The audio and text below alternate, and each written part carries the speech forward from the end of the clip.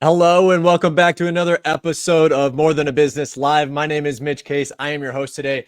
I am also the co-founder of my wife and I's company, More Than a Meal, where we help organizations strengthen their most valued relationships by showing gratitude, appreciation, and empathy one meal at a time.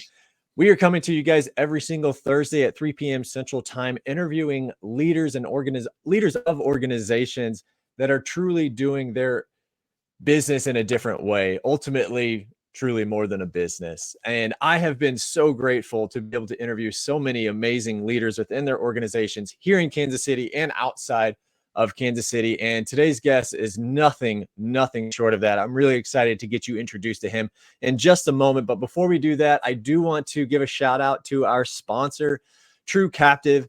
They believe in healthcare that is personal and insurance that isn't complicated. I think we can all love and appreciate that. So if you do want to learn more about this unique captive healthcare program, go on over to truecaptive.com, or you can reach out to me and I'd be happy to get you introduced to some of their leadership team to see what questions you may have. So True Captive, very, very appreciative of you to help this show continue going on and moving forward and making sure that we get to highlight these amazing leaders. So with that, I do want to go ahead and start introducing our guest today. His name is Dave Komar. He is currently the president at EDA, which is a top of the house leadership development company focused on helping leaders build compelling culture that lasts more than 4 decades. And could be breaking news. I'll let him kind of determine if that is or not, but he has recently authored a book called Conquer Your Culture. And I am excited to dive into that book a little bit more in this episode. So without further ado, I would love to welcome Dave to the show. Welcome, Dave. Thanks, Mitch. It's great to be here. Thank you so much for inviting me. Of course. I know from our very first coffee at Cozy's, I had to get you on this show eventually. I had to bail on you because I had a sick kid probably about a month or two ago. And now I'm going on vacation. So another spoiler alert here. This is actually being a little bit pre-recorded, but it is going to be live on Thursday this week. So as you're tuning in, go ahead and shoot into the comments if you have any questions. And Dave and I will reach back out on LinkedIn and get those answered for you. However, we won't be able to answer those today because, like I said, I'm taking a vacation for the first time in probably about 2+ years. And I could not be more excited to do that. So I'm not going to take any more time away from this show with Dave. So why don't you go ahead and give us a little bit of who you are and what you do at EDA? What does EDA even do? And then we'll dive right into our impact story. Well, thanks, Mitch. I sure appreciate it. So I'm the president of EDA. And as you mentioned, we've got over 4 decades of experience of helping leaders to be able to develop the culture that they need to advance their strategy.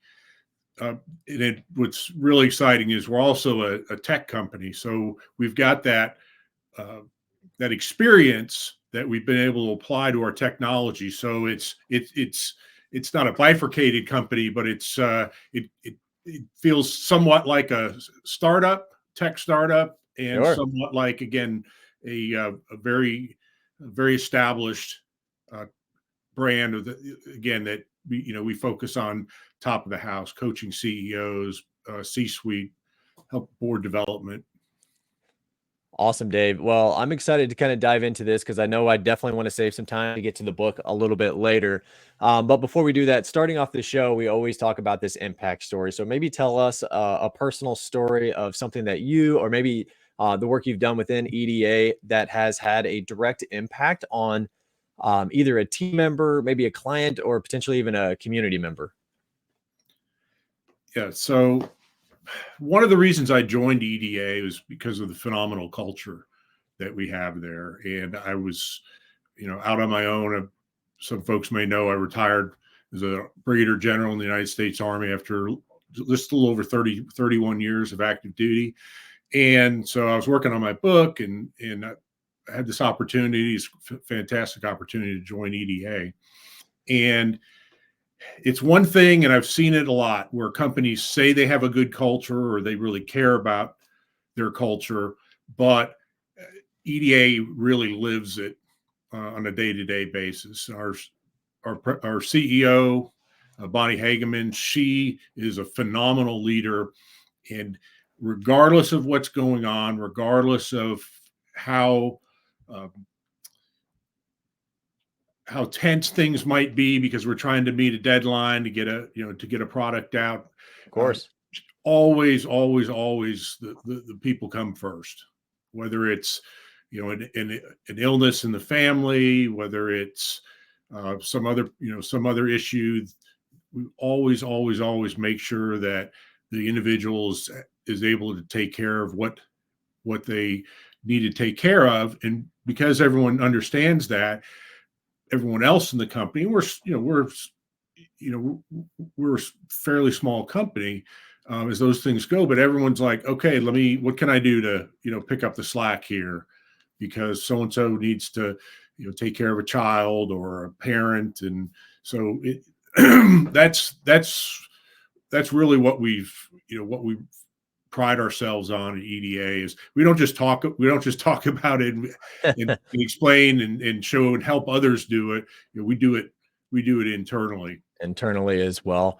Yeah, that's a big notion that I've always seen is like it's easy to talk about it. It's incredibly difficult to take action in it, and then actually see results from those actions takes time, and that can be sometimes very, very challenging and just waiting in that.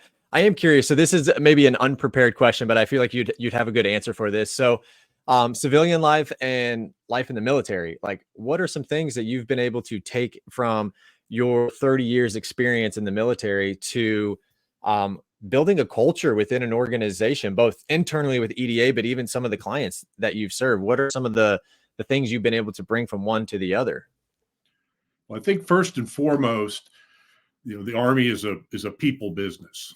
So there's a lot of emphasis, and everybody understands how important it is to take care of your people. You'll hear mottos, things like, people first, mission always. Mm, It's the people who allow you to be able to accomplish your mission. So I think that's number one, is the focus on people. And I think number two is the ability to really think through difficult problems, to be able to uh, utilize all of the assets you have within your organization, all the different people that you have in your organization. And that's one of the great things about the Army. It's one of the most diverse organizations probably in the world. mm, So you have people from every imaginable background, uh, wow. Yeah. every socioeconomic strata that you can imagine, people who have lived all over the world, who have immigrated to the United States. So it's just people that grew up in urban areas and people grew up in rural areas, and so just a phenomenal diversity of thought and diversity in every way. So the ability to be able to take all of those different um, aspects of people's experience and be able to look at problems and maybe a different way than you would Yeah. look at them or I would look at them.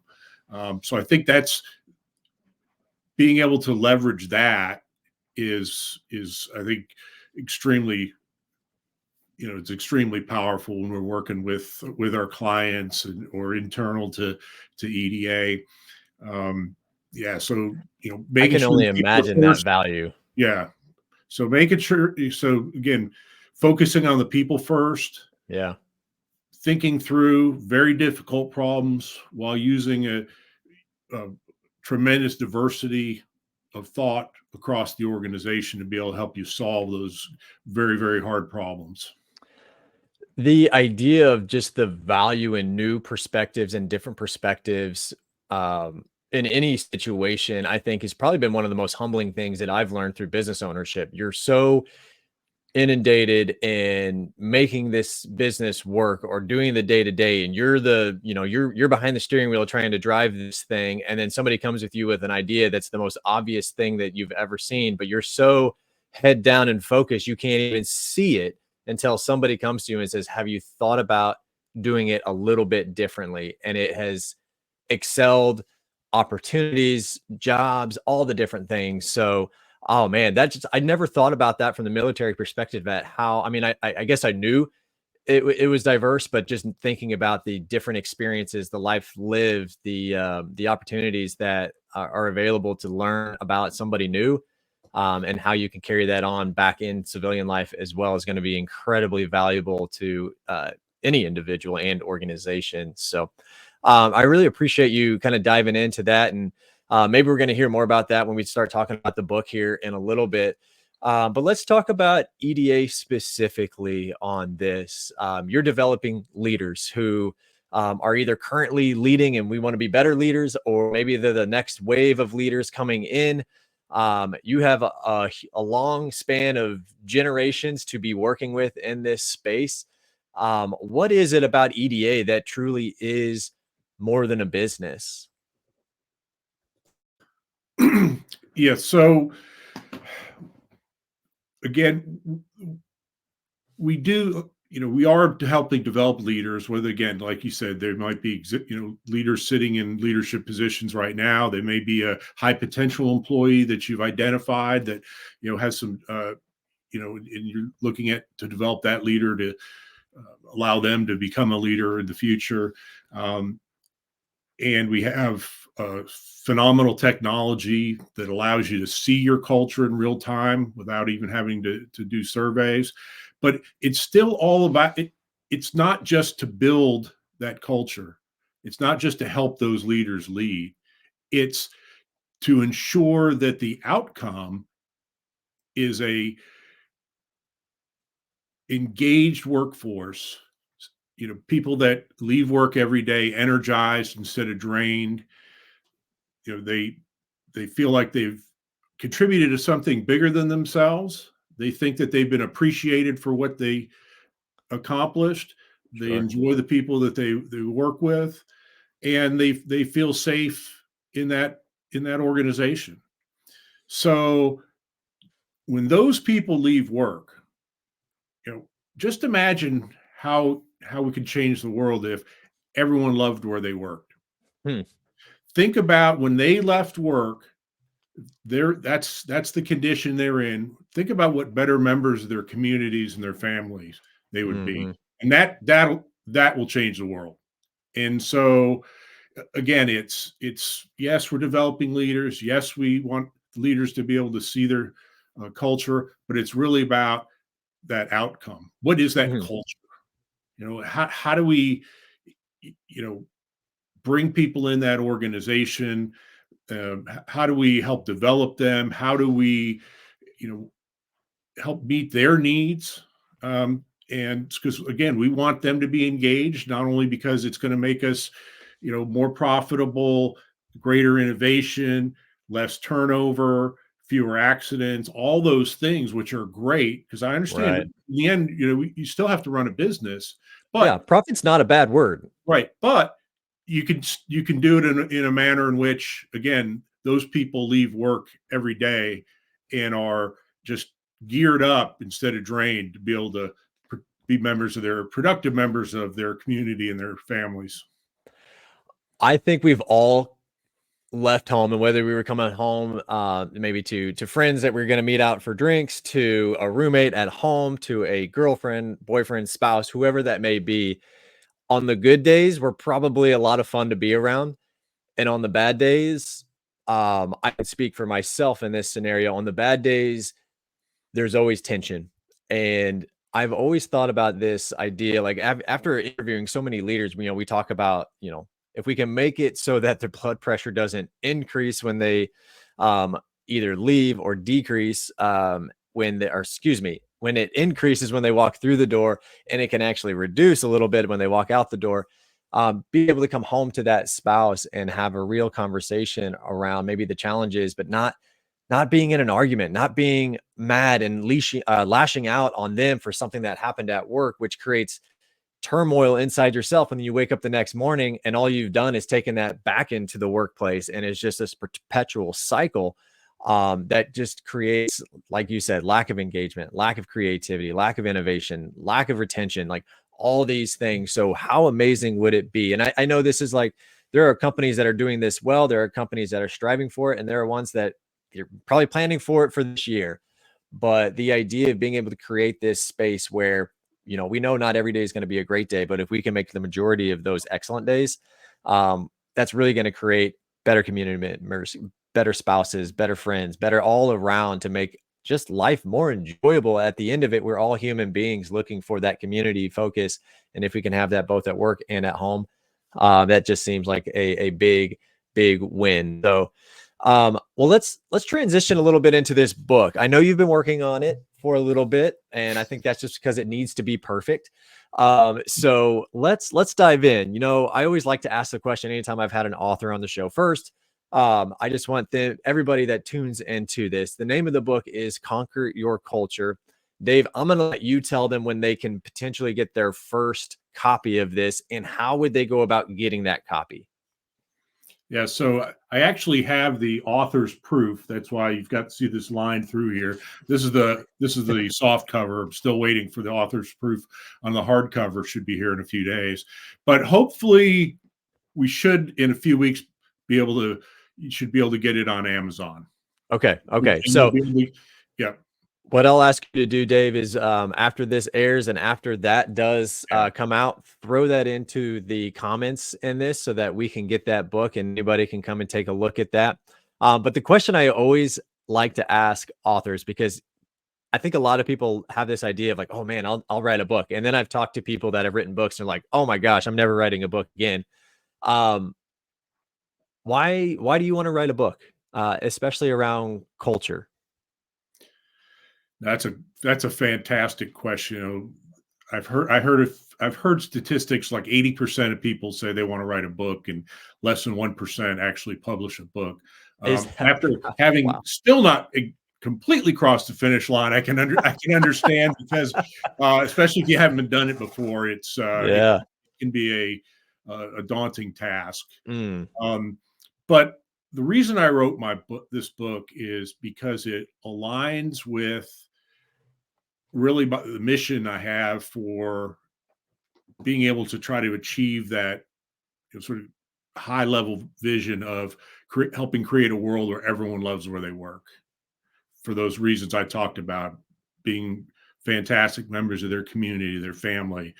And one of the reasons that I decided to focus on in that area is, based is really similar to the story you told. I tell you, I worked some incredibly high pressure positions in the Army. I worked for some people who were terrible leaders who, again, it was just, the just the thought of going into work mm. would just, again, I'm sure my blood pressure went up 20, 30 points, every morning. Yeah. Um, and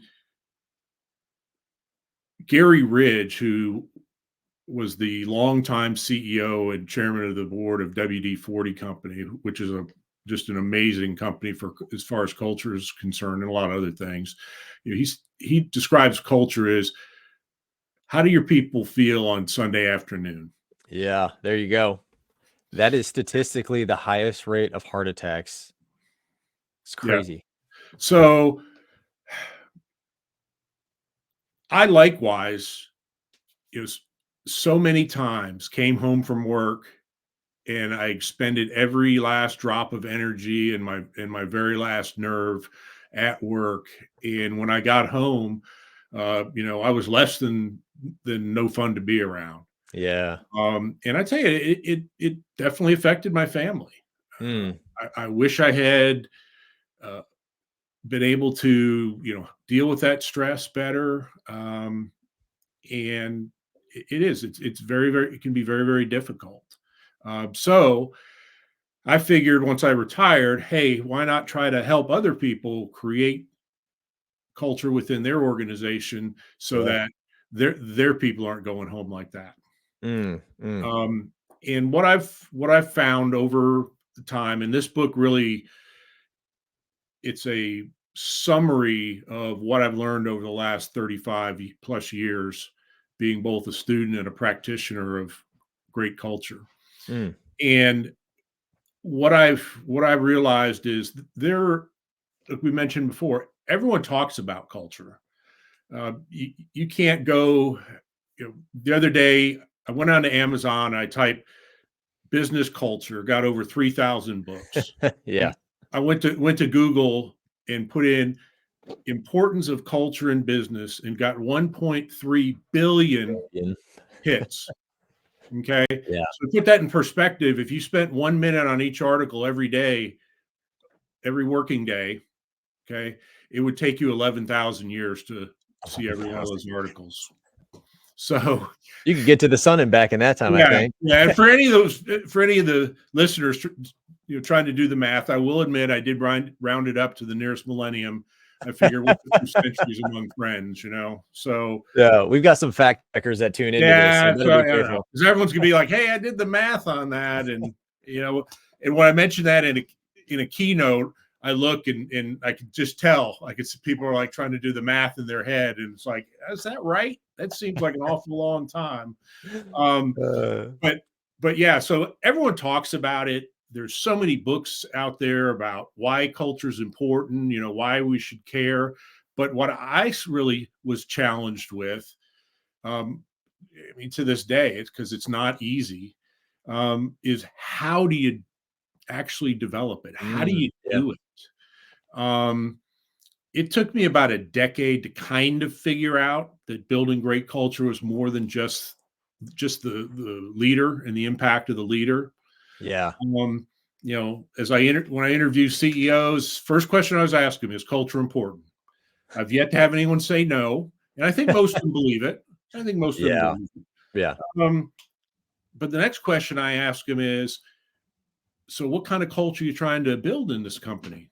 Yeah. Well, I'll tell you what, that funnel narrows very rapidly. Yeah. These CEOs who just minutes prior were telling me how important culture was to them haven't really defined it. Mm. And I'm not That's talking hard to about do. platitudes. I'm not talking about platitudes, like empowering and inclusive and, Mm. diverse. It's no, what does it look, sound, taste, feel, and smell like to work in Yeah. this company or work with this company? Um, and then once we finally build that out and define it, as one of my favorite ancient philosophers, Yogi Bear, once said, if you don't know where you're going, you'll wind up someplace else. So, but next question I was asking, okay, so now I understand the kind of, what the culture looks like you're trying to build. So how do you do it? Yeah. Well, there's not a lot of literature out there. There's not a lot of folks who have been extremely successful over long periods of time in doing that. And the answer I typically get from a CEO is, well, what do you mean? I said, well, you just described a future state that you're trying to achieve in your company. So you must have a strategy to get there, a way to implement that strategy, and a way to measure progress, right? Not so much. And that's not to try to poke anyone in the eye. Again, it took me a decade to kind of sort of really begin to understand how to do it. And so, I spent the last 25 years developing and refining a strategic framework to allow you to do that. And it revolves around purpose, the leader, people, process, and communication. So I work with CEOs and I help them identify, okay, what are the observable behaviors in each of these 5 elements that you need to see in order to move your organization, from where it is today to where you're trying to get that culture. So tactical steps that they can be taking day in and day out. So is this going to be more for I know you said you work with CEOs on this. So from the book perspective, is that going to be your CEO, COOs, like C-level and HR executives and those individuals, or can somebody that's just kind of jumped into a new organization and is trying to understand like what is this culture and what is it that I can be doing to participate in creating and building and solidifying this culture? Like, what does that look like? Is it everybody? Yeah. So I did focus this on the book on the most senior leaders. Okay. I tried to listen to the marketing folks, and they're like, can't be for everyone. Although what I will tell you is that any leader of an organization can learn how to build great culture within their part of the organization. Understand you're still going to be impacted by by the rest of the organization, but again, the framework, the thought process is really the same. Sure, sure. Well, definitely make sure you get that link into the comments after the book is actually released. And congratulations to you on that again, Dave. That's incredibly exciting because I know how long and hard you've been working on that book as well. So kudos to you. I look forward to reading that when it does come available as well. As the end of the show nears here, I always, with every single guest, my wife and I want to make sure that we show our own gratitude and appreciation for you coming on the show. So we want to offer one of our meals through More Than a Meal as a gift to somebody that you think might be deserving. If you've got somebody in mind, maybe tell us a little bit about that person and why. Otherwise, we can get that taken care of offline. But just wanted to see if you had anybody that you had kind of maybe thought of.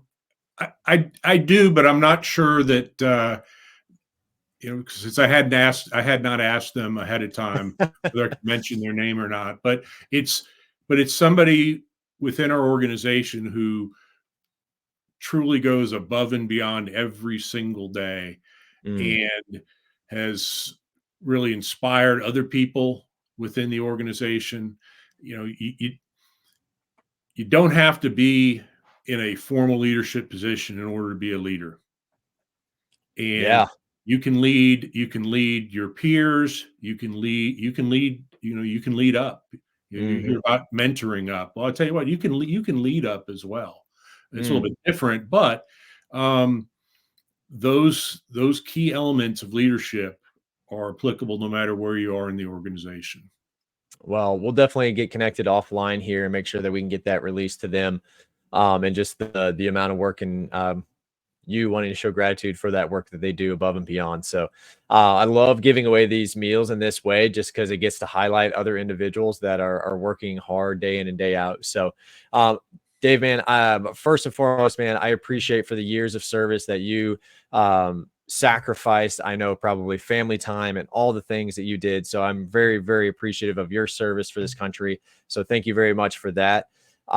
Two, thank you so much for coming on this show. Having little tidbits of things that leaders can be doing, being able to dive into your book to get some tactical actionable steps to actually make change within the organization, I know is going to be incredibly helpful for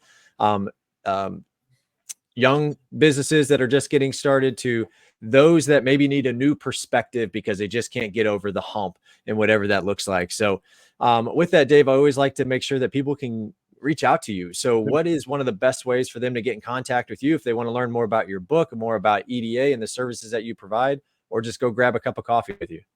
No, absolutely. So I'm on LinkedIn.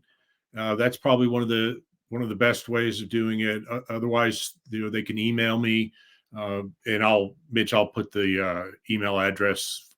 I'll give that to you so you can put it in the notes. But Perfect. Yeah, no, I really appreciate the opportunity, and that's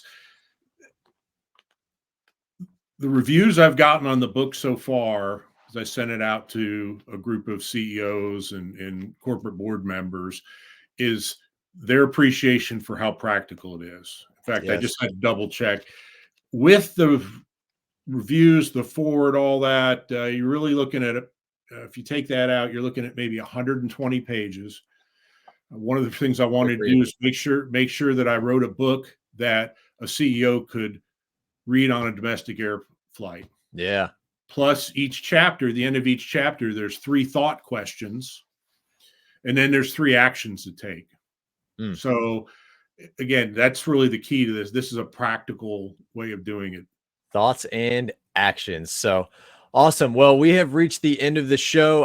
Again, thank you so much. We will be back here next Thursday with our guest, Mark Bray with Arc Supply. I'm excited to have him in. This is a previous industry that I was in. So we're going to be asking a lot of questions around that. But Dave, thank you so much again for being willing to reschedule and come on this show and provide the insight that you have. And I just want to reach out to our audience and just remind them to continue to strengthen those relationships, dive deeper, whatever you can. And even from what we learned today, save a little bit in the tank for the family at home or the friends at home, because that will really make a lasting impact. I'm raising my hand right now as somebody that needs to be better at that years ago and even today. So with that, we'll kick us out, but we'll be back next Thursday at 3 p.m. Central Time. See you guys.